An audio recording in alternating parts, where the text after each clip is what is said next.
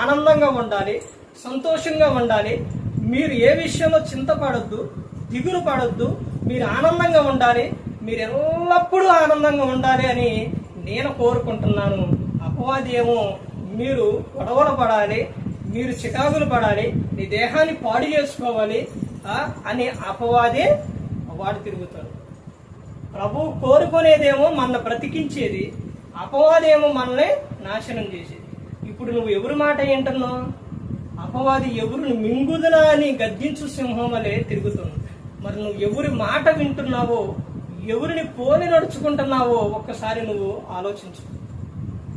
ప్రతి ఒక్కరు కూడా తెలుసుకోండి. తర్వాత యేసుక్రీస్తు ప్రభువు చెబుతున్నారు, అయినను నేను తండ్రిని ప్రేమించుచున్నానని లోకం తెలుసుకున్నట్లు తండ్రి నాకు ఆజ్ఞాపించినది నెరవేర్చుటకు నేనేలాగూ చేయుచున్నాను, లేండి ఇక్కడ నుండి వెళ్ళుదాము అని యేసుక్రీస్తు ప్రభువు చెబుతున్నారు. నా తండ్రి ఇష్టాన్ని నేను నెరవేర్చుటకు వచ్చాను, నా తండ్రి ఇష్టమే నాకు ముఖ్యం, ఆయన చిత్తమే నాకు ముఖ్యం అని యేసుక్రీస్తు ప్రభువు చెబుతున్నారు.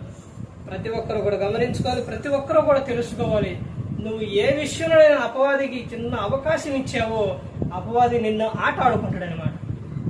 అపవాది పారిపోవాలంటే యాకోబు గారు రాసిన పత్రికలో ఉంటుంది, నువ్వు దేవునికి ఏమవ్వాలి? దేవునికి నువ్వు లోబడి ఉండాలి.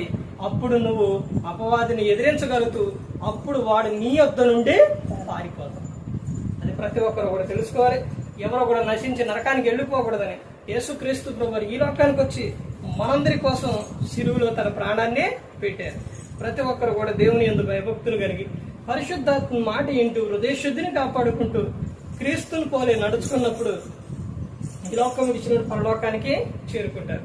మరి ఈ విధంగా నిలబెట్టి మాట్లాడించిన తండ్రి అయిన దేవునికి కృతజ్ఞతాస్తుతులు చెల్లిస్తూ ఇంతవరకు శ్రద్ధగా ఉన్న మీకు ప్రభు పేట నా హృదయపూర్వక వందనాలు చెల్లిస్తూ ఈ మాటలు ముగిస్తాను. అందరికీ వందనాలు.